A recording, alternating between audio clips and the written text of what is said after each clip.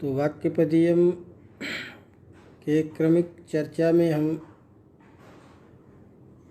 शब्द के विभिन्न पक्षों के बारे में चर्चा करते हुए आगे बढ़ रहे हैं। अब आज इसी प्रसंग में हमने पहले कई बार देखा कि जो सारी की सारी समस्या आशंकाएं आ रही है कि वैयाकरण शब्द को नित्य मानते हैं और ध्वनि को अनित्य मानते हैं और उस ध्वनि को नित्य शब्द का व्यंजक मानते हैं। ये तीन चीज़ें ध्यान रखिए। मूल बात कि वैयाकरण शब्द को नित्य मानता है, ध्वनि को अनित्य मानता है और उस ध्वनि को नित्य शब्द का अभिव्यंजक मानता है। उस नित्य शब्द को बोध ध्वनि ही कराता है और वह नित्य शब्द भी अपना रूप ध्वनि में ही मिल करके उसी के साथ में बाहर अभिव्यक्त होता है।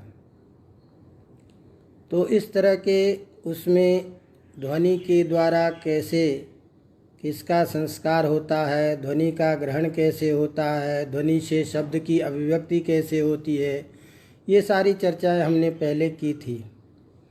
अब एक प्रश्न ये आता है कि आप ध्वनि को अनित्य मानते हैं और उस ध्वनि के द्वारा उस शब्द को बोध करते हैं, उसका प्रकाशन करते हैं। तो आप कहते हैं कि ध्वनि जो है वो व्यंजक है और शब्द जो नित्य शब्द है वो व्यंग्य है। इसीलिए व्यंग्य और व्यंजक भाव दोनों में माना जाता है, शब्द और ध्वनि में। क्योंकि शब्द व्यंग्य है, ध्वनि के द्वारा शब्द का बोध कराता है ध्वनि, इसीलिए शब्द को प्रकाशित करने के कारण प्रकाशित होने वाली जो चीज़ है वो है शब्द, इसीलिए वो व्यंग्य है और उसको प्रकाशित करने वाला है ध्वनि, इसीलिए वो उसका व्यंजक है। तो कहते हैं, और आपने उदाहरण भी कई दिया कि जैसे दीपक जो है किसी वस्तु विशेष को अभिव्यक्त करता है, तो दोनों में, दीपक में और उस वस्तु में, देखते हैं कि एक दूसरे को अभिव्यक्त करने का, ग्रहण करने का और ग्राह्य दोनों प्रकार की शक्तियां हैं। तो कहते हैं कि एक चीज़ ये है, ध्यान दीजिएगा कि ये जो दीपक और घट है, तो लोक व्यवहार में हमेशा देखा जाता है कि एक अधिकरण में एक जगह रहने पर ही दीपक में और प्रकाशित होने वाली वस्तु में जो प्रकाश्य प्रकाशक भाव होता है वह समानाधिकरण होने पर ही रहता है। बात समझ में आ रही बात?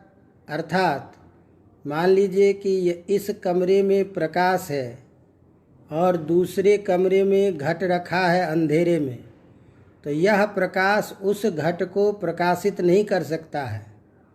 तो घट तभी प्रकाशित होगा जहाँ पर में प्रकाश रहेगा और वहाँ घट रहेगा। तो जब दोनों एक अधिकरण में रहता है तो ऐसे अधिकरण में रहने पर ही वह दीपक उस घट को प्रकाशित करने में समर्थ होता है। भिन्न अधिकरण में अलग अलग जगह रहने पर वह प्रकाश उस वस्तु को प्रकाशित नहीं करता है।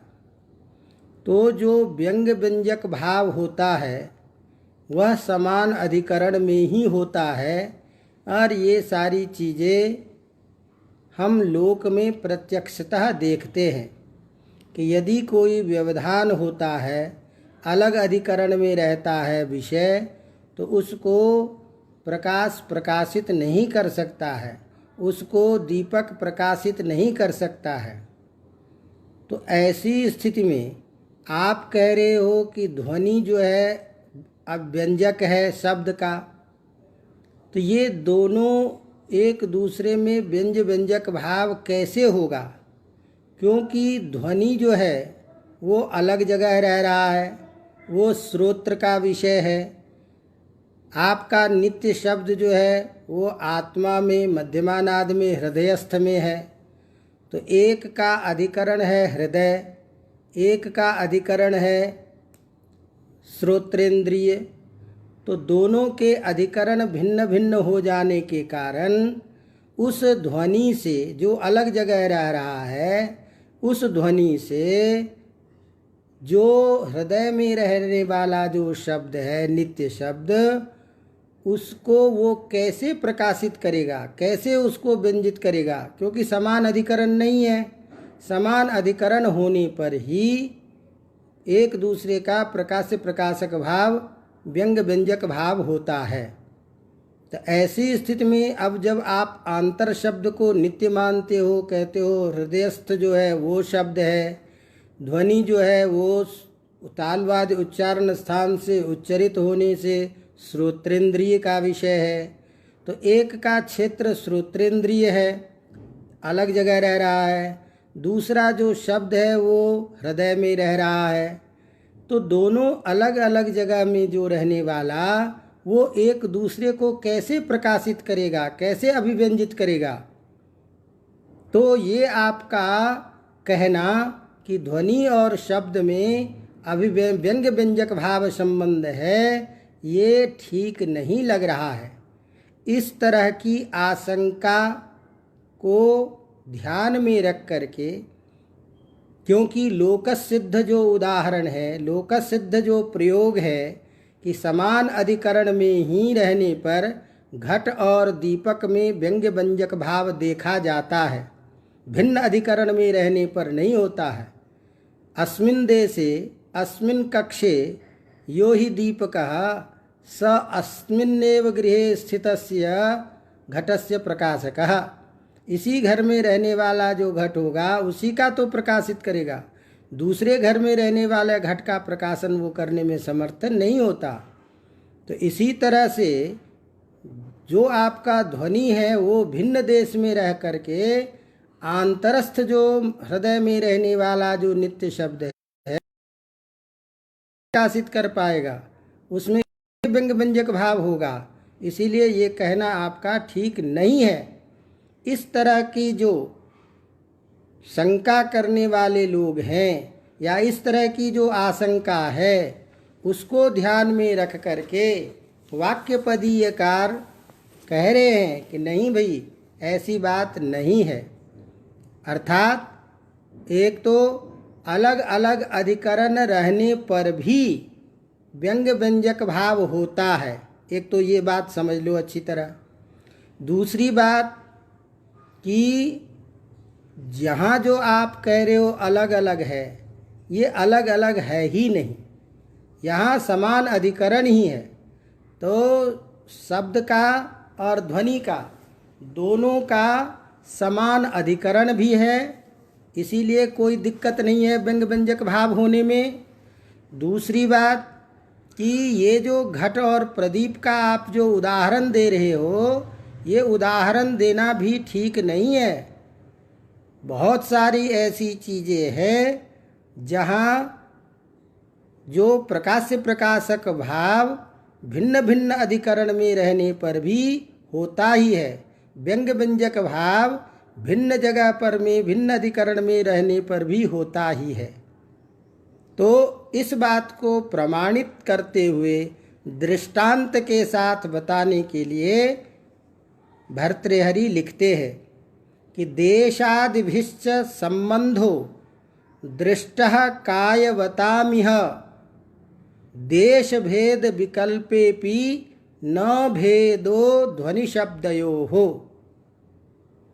ध्यान रखिएगा कि देशादिभिश्च संबंधः दृष्टः कायवतामिह, ये जो आप देश भेद की बात कर रहे हो, जो अलग अलग अधिकरण में रह करके कोई एक दूसरे का प्रकाशक व्यंजक नहीं होगा, ये बातें किसके लिए लागू होती है? ये लागू होती है मूर्त स्वरूप वाले के लिए, जिसका विग्रहवत काय हो। काय माने शरीर, तो शरीर जिसका रूपवान हो, जिसमें मूर्त द्रव्य है, जो मूर्त पदार्थ होता है, उसमें ये नियम लागू होता है कि एक ही अधिकरण में रहने पर एक दूसरे का व्यंग व्यंजक भाव होता है। देश आदिभिश्च माने देश के द्वारा, काल के द्वारा जो संबंध देखा जाता है, समानाधिकरण में व्यंग व्यंजक भाव समानाधिकरण में जो देखा जाता है, वो कायवतामिह, शरीर वाले में ही मूर्त स्वरूप जिसका है उसी में ये बातें लागू होती है। तो दीपक जो है ये मूर्त स्वरूप है, घट जो है ये मूर्त रूप है, तो घट का भी मूर्त स्वरूप है और दीपक भी मूर्त स्वरूप है। तो मूर्त स्वरूप वाला जो यह घट, मूर्त स्वरूप वाला जो यह दीपक, इसमें तो ये आपका नियम लागू हो सकता है कि समान अधिकरण रहने पर ही एक दूसरे का प्रकाशक भाव होगा। लेकिन जो अमूर्त पदार्थ होता है, जिसका शरीर नहीं होता है, ऐसे अमूर्त पदार्थों में यह देश आदि के भेद और उसके समानाधिकरण होने पर ही प्रकाशक भाव होगा, ऐसी बातें नहीं होती है। बात समझ में आ रही बात नहीं? देश भेद विकल्पेपि माने देश भेद अलग अलग होने पर भी, विकल्प माने अलग अलग देश होने पर भी, न भेद ध्वनि भेद शब्दयो हो, ध्वनि और शब्द में एक तो भेद नहीं है, अलग अलग नहीं है। बात समझ में आ रही बात की नहीं? तो पहले तो ये समझ लीजिए कि ध्वनि जो है ये अमूर्त है, स्वर शब्द भी जो है यह अमूर्त है। तो अमूर्त स्वरूप वाला जो शब्द, अमूर्त स्वरूप वाला जो यह ध्वनि, इसमें एक तो ये नियम लागू ही नहीं होगा कि समान अधिकरण रहने पर ही ये प्रकाशक भाव होगा। एक बात। दूसरी बात, इसका समान अधिकरण ही है, अलग अलग अधिकरण नहीं है। आप जो ये बता रहे हो कि ध्वनि जो है वह श्रोत्रेंद्रिय का विषय है, इसीलिए उसका देश कौन है? श्रोत्रेंद्रिय। और जो दूसरा बता रहे हो कि इसका शब्द कौन है? आंतर शब्द।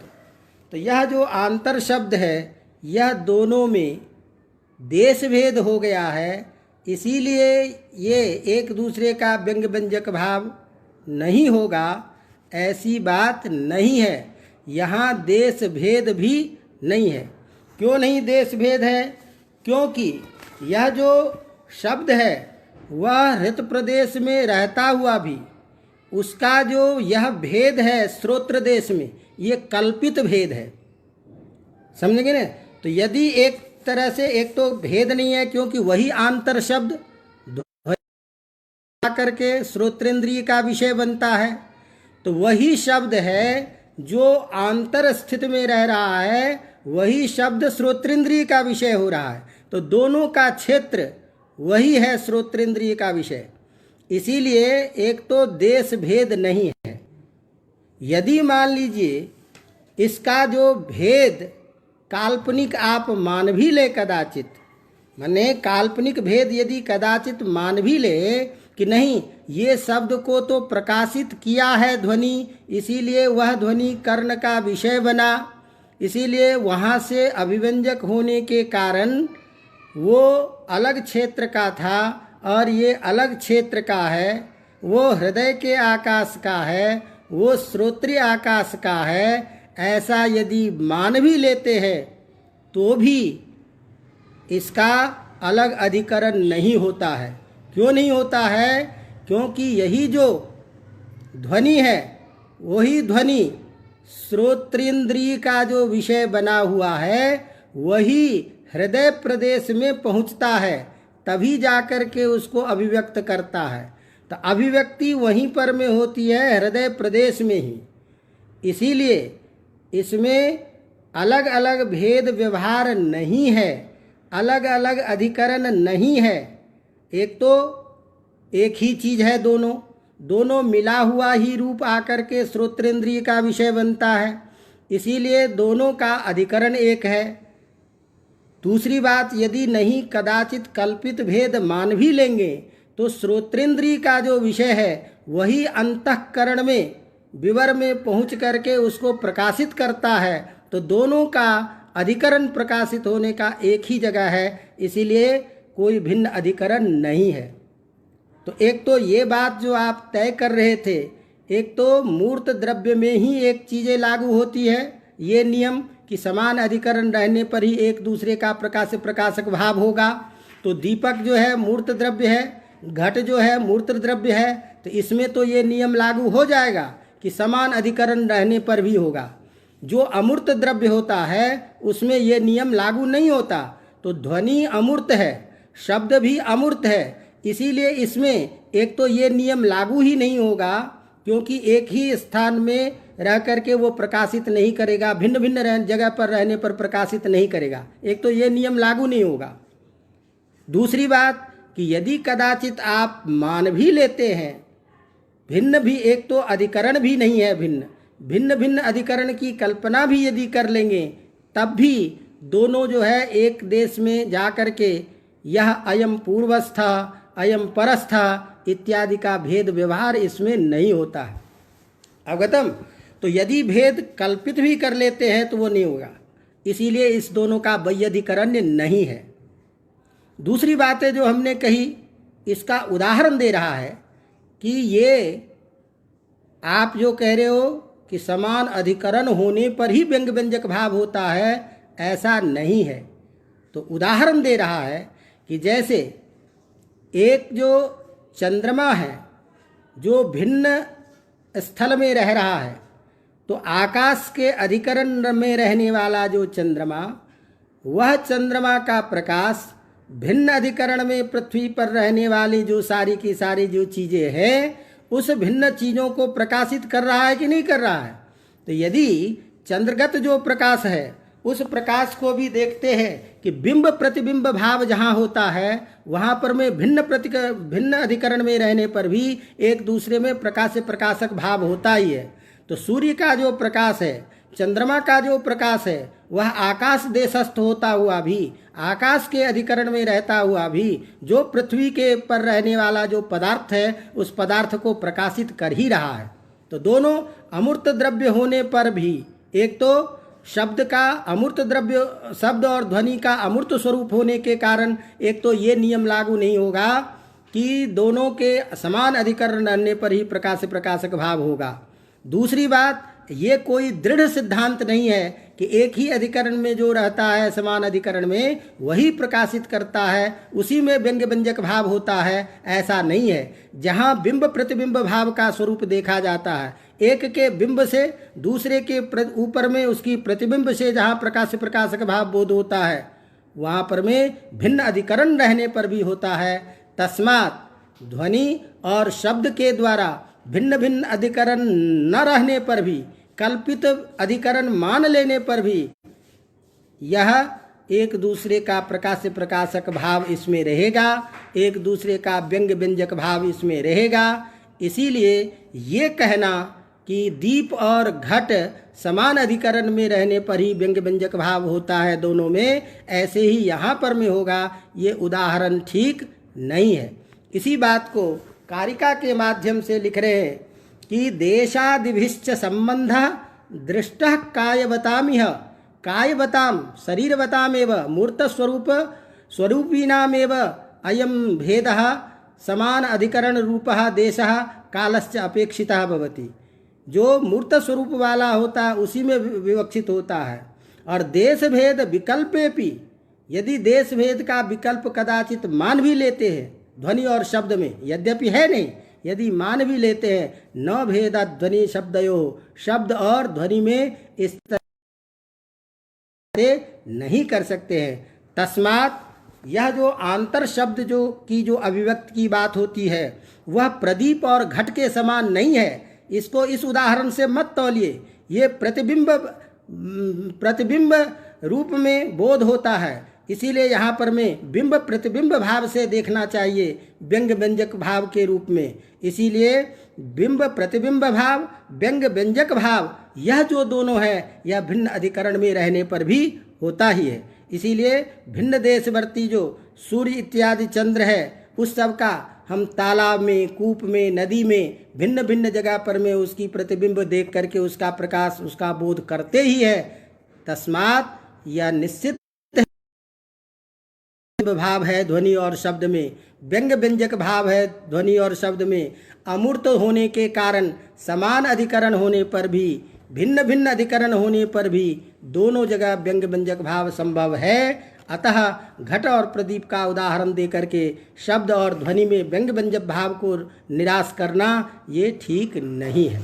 अवगतम। तो इस तरह से इसी बात को लिखते हैं कि हृद्देशेपि आकाशः श्रोत्रेपि आकाशः इति उभयत्र आकाशस्य तुल्यत्वात्। एक तो आकाशत्वेन दोनों तुल्य जगह पर में है।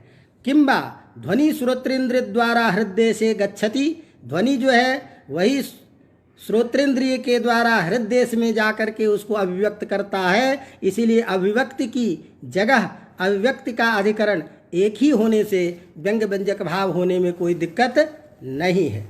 तो इस तरह से इस पूर्व पक्ष के इस सिद्धांत को खत्म किया।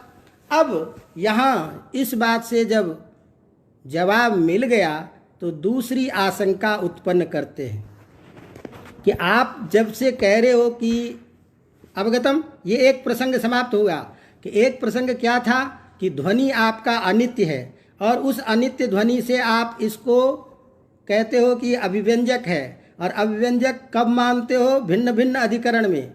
तो समान अधिकरण में रहने पर ही व्यंग व्यंजक भाव होगा। ये भिन्न अधिकरण होने पर ये आपका कहना ठीक नहीं है। इस बात का उन्होंने जवाब दे दिया और कहा कि ऐसी चीज़ें नहीं है। अब जब बात खत्म हुई तो अब दूसरी बात उठा रहे हैं।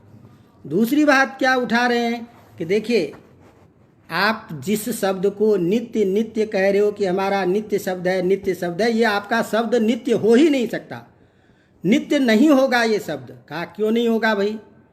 कि इसलिए नहीं होगा कि जहाँ कारण नियम लागू होता है, कार्य कारण भाव लागू होता है, वहाँ जन्य जनक भाव ही देखा जाता है।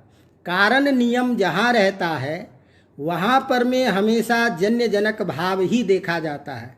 जैसे मृत पिंड जो है, मिट्टी से घड़े को बनाते हैं तो मिट्टी जो कारण है उस कारण से जन्य जो कार्य है कौन? घड़ा, उसमें जन्य जनक भाव देखा जाता है, अनित्यता आती है। परिणाम क्षेत्र में भी हम देखते हैं कि दही का कारण कौन है? दूध है। तो दूध और दही, इन दोनों के परिणाम कारण के निश्चित होने के कारण दही भी अनित्य है। तस्मात् जहाँ कारण कार्य नियम तय होता है वहाँ सब जगह अनित्यत्व का ही बोध होता है। अब आपके यहाँ भी आप क्या कह रहे हो कि ध्वनि जो है उसको अभिव्यक्त करता है। किसको? शब्द को। तो शब्द को अभिव्यक्त करने में कारण कौन है? यही ध्वनि। इसके अतिरिक्त शब्द को प्रकाशित करने का साधन और कोई है नहीं। तो जब साधन नहीं है तो यहाँ भी कार्य कारण नियम तय हो चुका, कारण नियम लग गया कि ध्वनि ही कारण है। अवगतम। तो जब ध्वनि ही कारण है तो ऐसी स्थिति में कार्य कारण भाव के रूप में उपस्थापित करके ये चीज़ों को बता देना कि शब्द नित्य है, ये कहना भी ठीक नहीं है। अवगतम। तो उसी बात को लिखते हैं कार्य कारण परिहार के द्वारा, और इस कारिका से उसका समर्थन कर रहे हैं। तो कह रहे हैं कि ध्यान दीजिए कि ग्रहण ग्राह्ययो सिद्धा। प्रसंग समझ में आ गई बात। अब क्या प्रसंग चल रहा है कि जहाँ कारण नियम होता है वहाँ सब जगह जन्य जनक भाव ही देखा जाता है। वहाँ जन्य जनक भाव जहाँ होगा वहाँ अनित्यत्व का ही बोध होगा। अवगतम। जहाँ पर में जहाँ जन्य जन व्यंग्य व्यंजक भाव होता है, प्रकाश्य प्रकाशक भाव होता है, या कारण नियम नहीं होता है, वहाँ पर में देखते हैं कि भिन्न भिन्न चीज़ों को प्रकाशित करने का सामर्थ्य होता है। जैसे हमने अभी क्या कहा कि मिट्टी कारण है, उस कारण के तय होने से उससे घट रूप कार्य देखा जाता है, तो कारण नियम तय है। दूध से दही बनता है तो दही का कारण दूध है, ये तय है कारण नियम। तो जहाँ जहाँ कारण नियम होता है वहाँ वहाँ अनित्यत्व पदार्थ की सत्ता आती है। उदाहरण के तौर पर देखिए दूसरे पक्ष में, जहाँ व्यंग्य व्यंजक भाव, प्रकाश्य प्रकाशक भाव हो और कारण नियम नहीं होता है, समझ रहे ना, वहाँ एक दूसरे को तो सब प्रकाशित करता है। जैसे हमने कहा कि घट और दीपक, तो घट जो है वो दीपक से भी प्रकाशित हो सकता है, सूर्य चंद्रमा या किसी अन्य रोशनी से भी प्रकाशित हो सकता है। तो यहाँ कार्य कारण भाव नियम नहीं है। तो घट और दीपक में प्रकाश्य प्रकाशक व्यंग्य व्यंजक भाव होने में कार्य कारण भाव जो है ये तय नहीं है, किसी चीज़ से भी प्रकाशित हो सकता है घट। लेकिन हमारा जो स्फोट रूप शब्द है और ये जो ध्वनि है, इस ध्वनि में और स्फोट में कार्य कारण तय है, क्योंकि ध्वनि ही कारण है उसको अभिव्यक्त करने में। तो जब कार्य कारण भाव तय है तो ऐसी स्थिति में कार्य कारण नियम दिखाई देने के कारण, क्यों कि हम तय कर रहे हैं कि क वर्ण जो कंठ तालवादि से जो उच्चरित है वही क को प्रकाशित करेगा, वो ख को प्रकाशित नहीं करेगा। च को उच्चारण करने के लिए जो तालवादि उच्चारण स्थान है वही ध्वनि च रूप वर्ण को करेगा। तो यहाँ कार्य कारण तय है। अब जहाँ कार्य कारण तय है तो वहाँ पर में जन्य जनक भाव होगा। तो जन्य जनक भाव होगा तो इससे सिद्ध है कि शब्द आपका अनित्य है। तो जब शब्द अनित्य है तो फिर अनित्य शब्द को लेकर के प्रारंभ से लेकर के अभी तक नित्य नित्य की बात आप कर रहे हैं, इसकी संगति कैसे होगी इति प्रश्न। ये पूर्व पक्ष के द्वारा प्रश्न उठाया गया।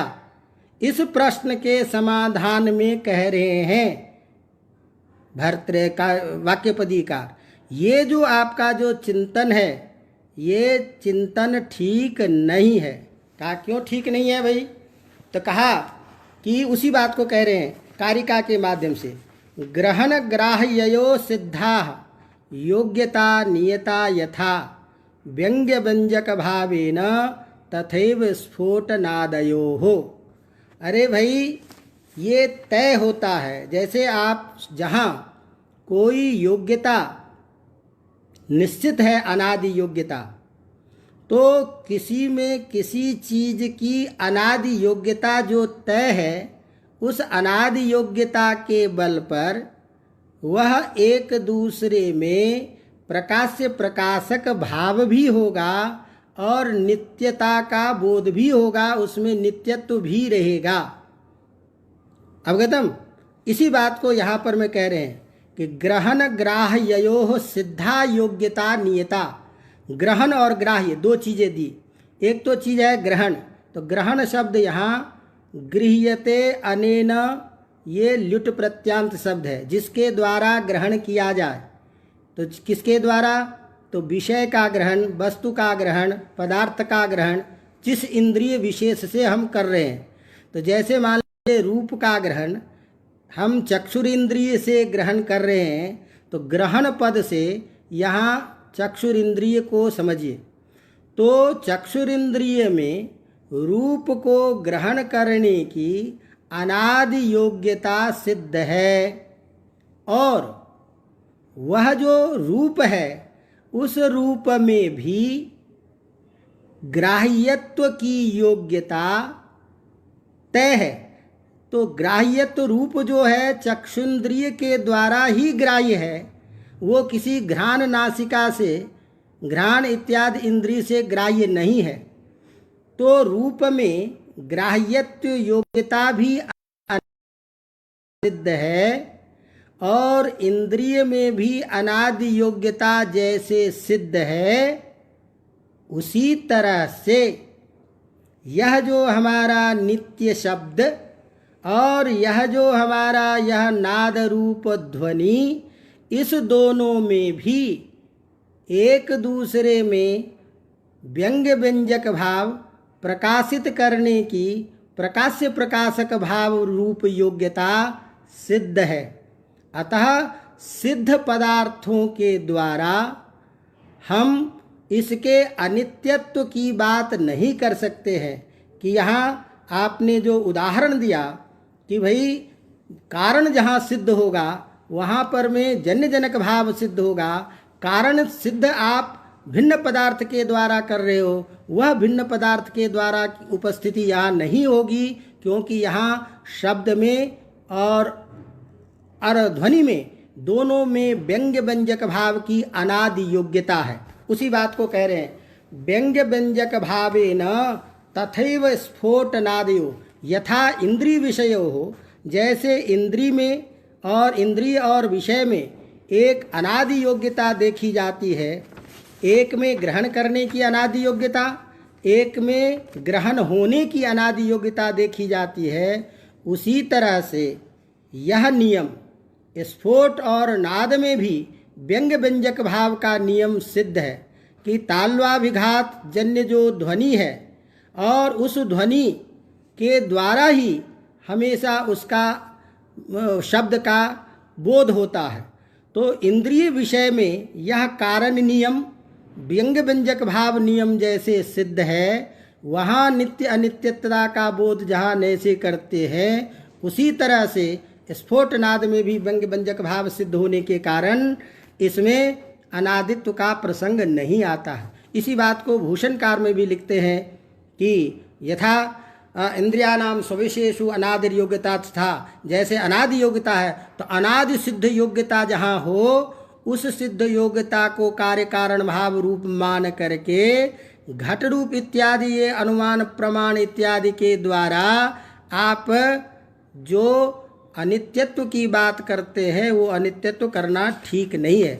उसी बात को व्याख्या के रूप में लिख रहे हैं यहाँ पर में कि ननु प्रदीपादयो अभिव्यंजका यथा घटम अभिव्यंजयन्ति तथा पटमपि इति अत्र नियमो दृश्यते।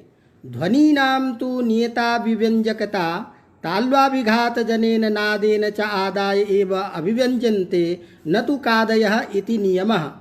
तस्मात् शब्दाः उत्पद्यन्ते इत्येव पक्ष आह। क्योंकि कारण नियम यहाँ है कि ध्वनि से ही शब्द का बोध होता है, इसीलिए कारण नियम होने के कारण यह अनित्य है ऐसा नहीं कह सकते। कथमिति चेत चक्षुर इंद्रियादि यथा रूपादयः चक्षुरिंद्रियादिषु रूपादि योग्यता वर्तते, चक्षुषी च रूपग्राहकता वर्तते, रूपे च चक्षुर्ग्राह्यता वर्तते। और इयम योग्यता, और ये योग्यता सिद्ध है, ये नियत है, ये नियत और जिसको हम नित्य योग्यता कहते हैं, अनादि योग्यता है। ऐसे इस योग्यता के कारण उसी तरह से श्रोत्रग्राह्येति नियमः तथैव स्फोटनादयोः, स्फोट और नाद में व्यंग्य व्यंजक भाव अनादि योग्यता सिद्ध नियम है। ताल्वाभिघात ध्वनि च इदानीम अभिव्यंजति न तु कादीनाम इति नियमेन अभिव्यक्तिर्न कापि क्षतिः। इसीलिए इसके अभिव्यक्ति में कोई क्षति नहीं है। ये अनादि सिद्ध योग्यता के कारण ये नित्य भी है और एक दूसरे में व्यंग्य व्यंजक भाव भी सिद्ध है। उसी बात को अब यहाँ पर में जो अनित्यवादी ने इसको कुछ अनुमान वाक्य दिया है, उस अनुमान वाक्य को भी खंडन और नहीं है, और अनादि सिद्ध योग्यता होने के कारण यह नित्य रूप से अभिव्यंजक व्यंग्य व्यंजक भाव दोनों में सिद्ध होता है। इस तरह शब्द में और ध्वनि में अभिव्यंजक व्यंग्य व्यंजक भाव बिंब प्रतिबिंब भाव और दोनों के समान अधिकरण होने पर सारे शब्द की नित्यता का भी ज्ञान, व्यंग व्यंजक भाव बोध की सत्ता का भी बोध करा रहे हैं। इस तरह से ये एक प्रसंग समाप्त होता है।